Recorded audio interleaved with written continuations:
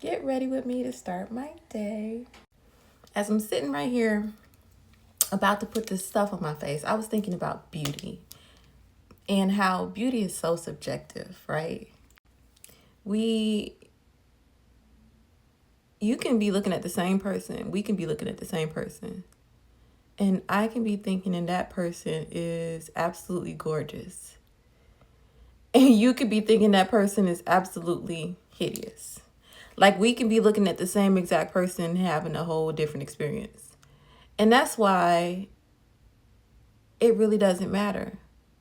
Like in the bigger scheme of things, it really doesn't matter. You have to be like okay with you. Not everybody is going to find you appealing, but that shouldn't matter because you should find you appealing, number one. And then on top of that, the people who do find you appealing and who do not just appealing outwardly, but like inwardly as well, like who rock with you for real, those are the people you want around you, right? You don't really want the other people around you. You kind of want to like mold your environment in that and shape your environment in that way anyway. So it really doesn't matter in the bigger scheme of things. And like I feel like a lot of us, want so badly to be like objectively everybody's cup of tea.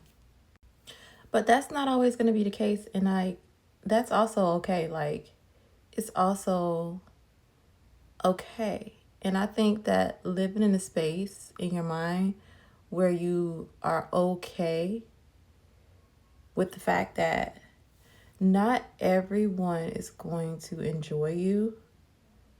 And when you accept that, you kind of free yourself a little bit. You free yourself from trying to be a people pleaser. There's a lot of freedom in that. And it also helps you realize, because like at the end of the day, who's perfect? You know what I mean? Who? Like, who out here is without flaw? And I don't even mean physically, like I don't mean physically without flaw. I mean like just without flaw in general. Like who? Nobody. So why are you so stuck on what people think about you? Like why are we so stuck there? We get so stuck in our heads about that. A lot of us do, whether we want to admit it or not. And how we're perceived by other people kind of dictates how we kind of go about our day sometimes. And it's time to stop that, because I think that like really stunts like individuality and creativity. A lot of the times I don't think we're living in our own reality, because I feel like we don't really see ourselves for who we really are. A lot of the times we only see ourselves for who we think other people perceive us to be rather than who we really, really are. I think because we are often living in somebody else's perception, it makes it feel harder than it is to actually be yourself, when in actuality it's not that hard to be yourself. It's not that hard to actually like step out into the world wholly and holistically like you really are. But we make it so hard because we're so stuck on other people's perception of who we are. The other thing that makes it kind of hard to like really be authentically who you are is because a lot of us are forced to conform to these like corporations and to these like standards that are set for us in these different jobs that we have. In order to survive, we have to like conform to certain ways of being in order to be accepted by these corporations and these jobs. And it also kind of like really hinders individuality and creativity. But the older I get, the more I have, or I can't say I have, the more I am adopting a like, fuck it mentality, because you're going to be perceived anyway, right? And you're going to be judged, whether you like it or not. You're going to be judged by people because that's what people do. We may not like that about people. We may want people to be a different way, but they're not, People are, by and large, really shallow. And so you're going to be judged and you're going to be perceived anyway. You might as well show up authentically, right? Because, yeah, you might be perceived negatively, but what if? What if all those perceptions of you aren't even negative in the first place? And what if you start to perceive you in a way that's not negative? What if you're exactly what someone else is looking for? Like, waking up and choosing to be yourself authentically is actually healing to yourself. It's actually healing yourself. And what if, as you are healing yourself and you are learning to show up authentically as yourself, and you're living more within your own body, your own mind, your own space, and what if you are aligning yourself with the exact people you need to align yourself with? And what if your life just starts to get easier because you're exactly where you need to be, because you are exactly who you need to be? I feel like we got to learn to show up in all spaces, in every space that we show up in.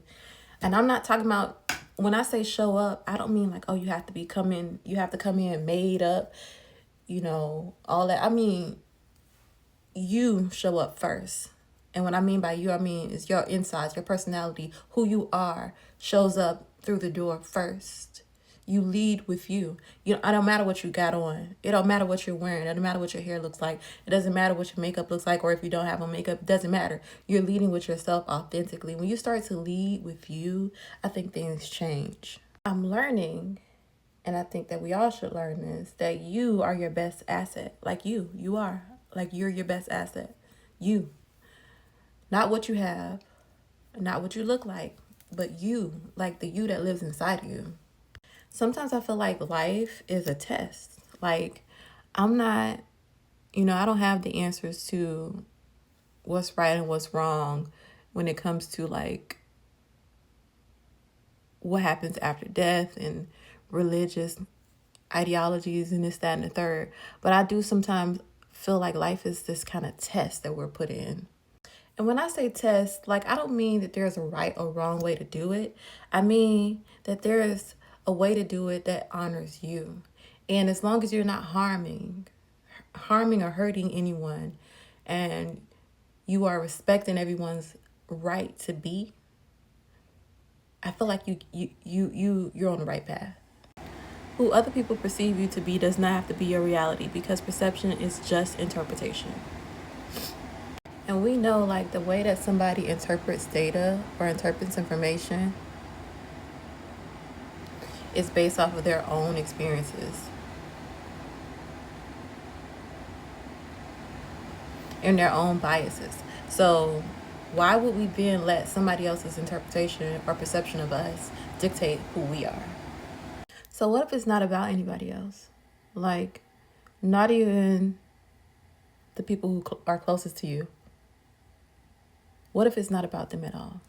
What if it's about you waking up one day and deciding, I'm going to be exactly who I am, and I don't care what anybody thinks about it?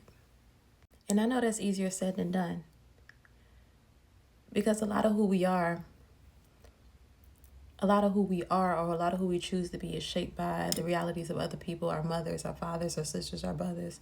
And we don't want to disappoint them by like saying, that's no longer me. What if in your disappointment of them, you finally learn to gratify yourself? What if as you align yourself to be exactly who you are called to be, you begin to align yourself with exactly who you need to be aligned with? What if that's the test? What if that's it?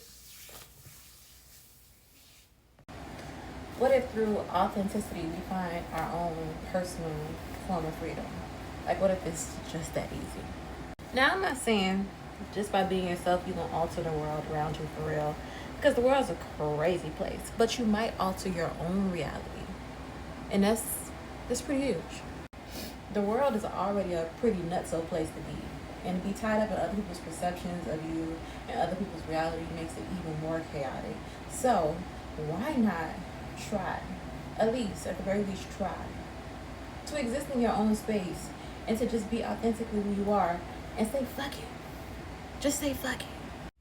And although that does not change the reality of the world around us and the fact that we face systematic oppression, we have all these things that does exist that makes it harder for us. But at the very least, we can be ourselves and we can stop worrying about how others perceive us, and we adapt that fuck it mentality, and we can live more authentically as ourselves. We'll feel more happy, a little bit more freedom in this life, a little bit more joy in this life. And that's what I want for all of us. So say fuck it.